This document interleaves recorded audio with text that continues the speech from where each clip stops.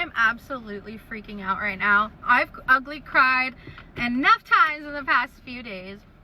So I did my makeup. I don't know if this is gonna fall. I did my makeup so I wouldn't ugly cry, but I just did the 2 viewings on the 2 houses I love, and one's got a tri-level backyard. She's gorgeous, but she's a little bit smaller. She's got like chicken coops though, and I kind of want some chickens, but if I'm renting it, I guess it doesn't matter. I'm not renting it for a couple years, but the second one, oh my Lanta. I don't want to give too much details out because Are you okay down there? My grandma's probably thinks I'm a freak. Okay, we're gonna hold you guys. Hold please. Okay, I'm so sorry. I clearly don't know what I'm doing sometimes. Anyways, so I just saw, I'm in my grandma's car, and the second property, and so one of the realtors was like, yeah, I've got another one for you. I looked at this place. It's 4-bed, 3-bath, beautiful. It's like a rental, so it's fully furnished, which is awesome because I decided to, hold please. So I decided when I was going to South Carolina to get rid of all my stuff, so I literally have absolutely no furniture.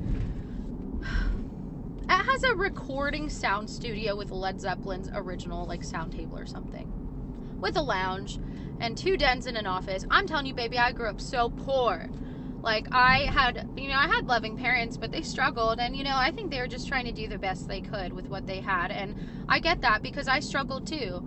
And 13 to 17, I was doing every drug under the sun, and I got clean, and it was a tough path because the people who did drugs with me, obviously I couldn't, I didn't want anything to do with them, and the people who watched me struggle and downfall, their parents weren't going to let them hang out with me either because I was smoking meth under a bridge like a troll.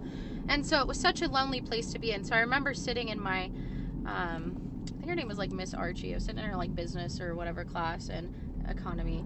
And I remember I would just do these like little 7-Eleven game simulators. So I was so alone. I smoked weed in high school because it helped me, sleep, and I took Seroquel to sleep, and I had a lot of support, and I was going to outpatient therapy, and my mom, she had gone to one of my therapies with her, and the lady was like, hey, like, you gotta take some accountability for like why Sabrina's struggling right now, because I was doing like a gram of meth every day, and I had a loving, friend support group kind of, and my best friend, she couldn't be with me while I was doing meth. And so when I got clean, it was hard because, on meth, I do have ADHD. So I was just self-medicating with just the epitome. And like, that's so sad. Like, I was so upset. My mom would never ask me how my day was getting home from school.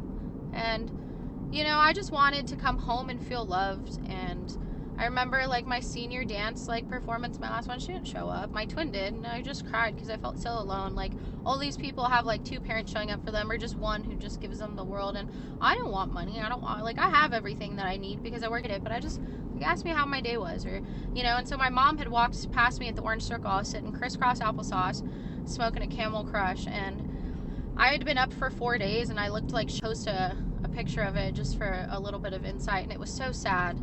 And my mom, that was the only time I think she realized I was on drugs like that. Like, she knew I took acid shrooms and all that stuff, but she looked down and she was like, Sabrina, you don't look good. And I was like, I'm not doing good. Like, but no one's asking me to come home. Like, I would be on day 3 in the shower, like 70 pounds, like hadn't eaten in a week, and she would text me and just say, are you still alive? I'm like, barely. And then she would text me and say, well, if you're gonna get, if you're gonna go do bad things, just don't get caught. And like, dude, I cherish my kids. I cherish my kids so much. And I can't imagine ever being in a predicament where, I'm a hover mom, and I don't let my kids spend the night places, but I love my kids so much. And unfortunately, when their dad and I got together, I was 18. Really haven't been with many men, but looking for love in the wrong places. And we got married so I could, because Trump had taken away DACA, and I wanted to get him his. And I know his videos all over the place. If you can't follow along, just slow me down, baby. It's fine. I don't care. Yeah, so their dad, I was going to get married to get him. The attorney was like, it's the fast way to get citizenship. And he got pissed drunk the day we got married. And I sat in the bar alone. And I sat there and I was like, what did I just do? I used my favorite wedding colors for a wedding that I just, And I worked so hard for my kids. A lot of people sit there and ask me what happened. Like with my divorce, and so I was working 14, sorry, I probably shouldn't name drop, but fight me, sue me, whatever. I'm so sorry. I'm gonna cut that part out. My PR team's gonna beat me down. Sorry guys, I'm trying to behave. So their dad, unfortunately, I think he just really struggled with alcoholism because I offered for him to be a stay-at-home dad. I was making well over 6 figures, and he started drinking a lot. And so when I had my second child, my son, I was in the bedroom and I heard crying outside, and I was like really sick. I had the flu. He's only a month old, so I wanted to separate myself. And he'd stay home with Aaliyah, and I'd get home, and he'd be, she'd be in jammy still at 6 p.m. Or like I'd have to come home and then clean the house, cook. And I was like, dude, what is this? Like, I worked so hard. I'm so exhausted. And now I'm taking care of everyone still. Like, or he'd say, oh, I'm going to take her to the trampoline park. He'd go 10 minutes before they closed to pay and take her. And I'm like, dude, what? It's not that difficult. Like, there's some extremely awesome dads out there. And that, unfortunately, was just not one of them. And he had the potential because when he was good with her, he was, But yeah, like I said, I was in my room. I heard him crying. I was super sick, so I came out kind of laughing. I was like, oh, do you need a bottle? He was holding my son, vomiting over him on the floor, passing out. And I grabbed my baby, and I got a divorce that same day. And I know a lot of people, I'm not going to put that on the internet when it's so fresh, but it's been 6 years, and my kids will never know a loss that a love that I cannot give them. Like, I can give them the world. They have friends who have turned family, and so many people in their corner. And we're freaking blessed. It bums me out because, like, Nike. Bums me out because I really can't give them, hold on. This is like the car caramelization. Oxy blender medium with an add shot. What's that? I'm sorry, like an added espresso shot? Oh, an extra shot of espresso. Yes, sir. That's okay. Anything else? No, sir, that's it. Thank you. Can you scoot around? Yes, thank you so much. So like I said, I got a divorce the same day. I did the paperwork because I grew up, my mom worked at the courthouse, and even the judge, he didn't show up to court because he's a piece of trash and he's scared to get deported, which I have more comments on that, but I'm not going to say that publicly. But yeah, he didn't show up, and the judge was like, this is better, like, exhibits than most of the, like, attorneys I know. And so, his loss. He messaged me on Facebook a few weeks ago and was like, reach out to me when you can feel like a mother. They haven't seen you in like 2 years, and they are not missing out on an ounce of love. Hi, thank you so much.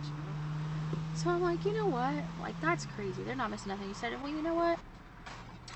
I'll do you a favor and call the kids. You're not talking to him. Last time he was speaking to the kids, he was like, he was on the phone with my daughter. Thank you. I appreciate you. He was on the phone with my daughter, and he was like, yeah, my sister went to your house the other day and said your mom really sucked at cooking. I'm like, who says that? Or he would be like, oh, I'm sorry, baby, I can't come see you because... He's like, I'm sorry, baby, I can't come see you because your mom doesn't let me. Don't be a trash bag, you know what? So we've come a long way, and I'm signing an offer on my dream home. I'm so blessed. I'm so grateful. I'm so humble. I have so much love for everyone who has gotten me to this point when I thought no one was in my corner. I don't do drugs anymore. Both my parents, when they died from liver cirrhosis, I really don't drink at all either. I love a good glass of Veuve, and I think I'm going to have one tonight. So I'm very blessed and humble and grateful. I'm so sorry to my PR team for being such a feral sewer rat sometimes. I'm so professional. You would never think that I'm a little sailor sometimes outside, but I'm a sweet girl, and I got some big dreams, and I'm still negative in my bank account. I got paid on Friday, but they took a double car payment, and I budgeted to a T, so broke girl living the dream, baby, getting some coffee. And yeah, I'm gonna do big things, and I'm loving my life. So if you've stuck around this long in my very informational and vulnerable video, I appreciate you. I am so grateful and humble. We're gonna do big things, baby. And if you're seeing this on your like 7 TikToks you made asking why my kids are brown and why they don't let them see their dad, I'll help you be punched in the air, baby. That was on my face. So yeah, I'm grateful. I'm blessed. I couldn't ask for a better life right now, and I love you guys. Thanks for sticking around and supporting me. And yeah, I'm a broke girl living a dream with her toads. I'm going back to Cali, baby, and I'm excited. Let's do big things, baby. Bye.